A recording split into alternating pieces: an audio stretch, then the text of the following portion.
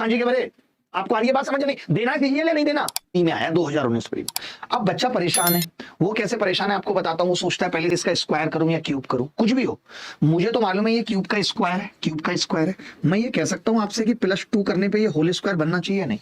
तो आप कहेंगे जी x की क्यूब +1 बटे x की क्यूब का होल स्क्वायर बनना चाहिए। पावर अगर इवन है, आप ऐसे समझो कि x की पावर इवन है बेटा, इवन +1 बटे x की पावर इवन है बेटा, तब तो श्योर है कि मैं 2 ऐड करूंगा तो वो परफेक्ट स्क्वायर बनेगा। आप मेरी बात को क्यों नहीं समझ रहे?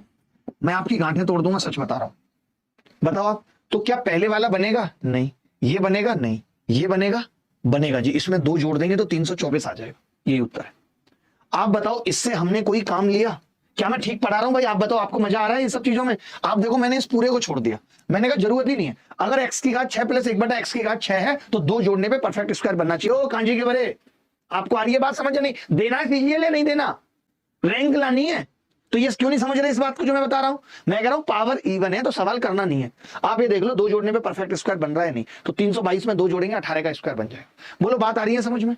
ऐसी ऐसी चीजें बता दे रहा हूं कि पेपर में कितने सवाल देखते ही खत्म कर दोगे, देखते ही खत्म।